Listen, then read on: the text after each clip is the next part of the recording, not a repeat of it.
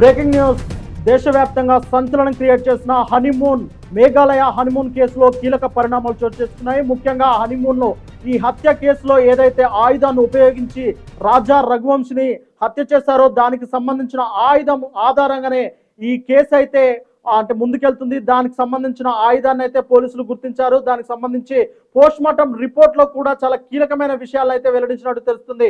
ముఖ్యంగా ఎవరైతే చనిపోయిన వ్యక్తి ఉన్నారో రాజా రఘువంశి చనిపోయిన తర్వాత ఆయనకు సంబంధించిన కీలక ఎవిడెన్స్ అయితే మాయం చేసే క్రమంలో ఆయన భార్య సోనం కూడా కొన్ని పరిణామాలు చేసినట్టయితే తెలుస్తుంది.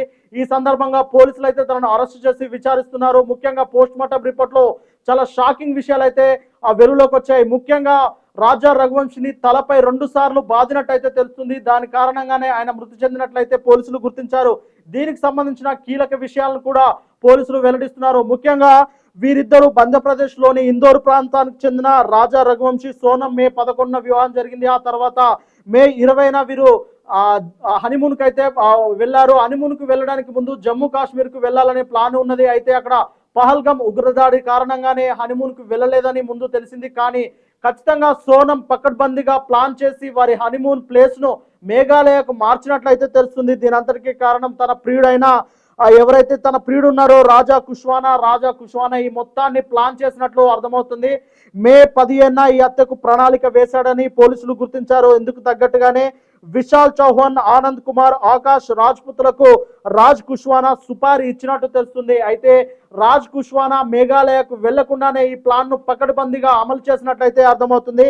దీనికి సంబంధించి ఎవరైతే అంటే ఈ ఆయుధం ఏదైతే ఉందో ఆ ఆయుధాన్ని మేఘాలయలో ఎవరు దాన్ని ఉపయోగించారని ఆ కారణంగానే ఈ కేసులో ఈ కీలక పరిణామం చోటు చేసుకుంది. దీన్ని బయట నుంచి ఈ ఆయుధాన్ని బయట నుంచి తీసుకొచ్చి మరి ప్లాన్ చేసినట్లయితే అర్థమవుతుంది.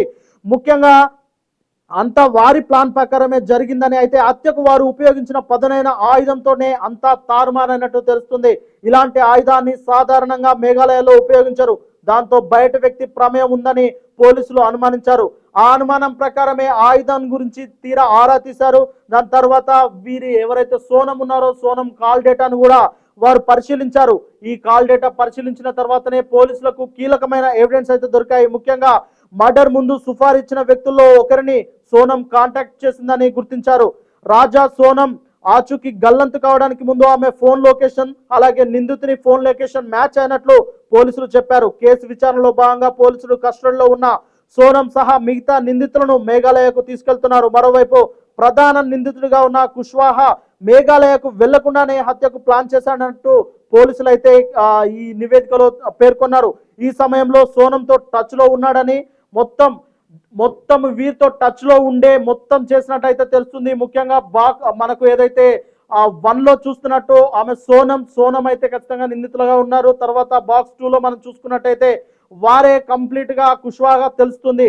మొత్తం మీద వీరి మధ్య ఉన్న ఈ ప్రేమ బంధమే ఒక నిండు ప్రాణాన్ని అయితే బలుగొన్నట్టు తెలుస్తుంది. ముఖ్యంగా రాజ్ రఘువంశి దీనికి సంబంధించి రాజ్ రఘువంశి అయితే ఈ మొత్తం కేసులో హత్య చేయబడ్డాడు.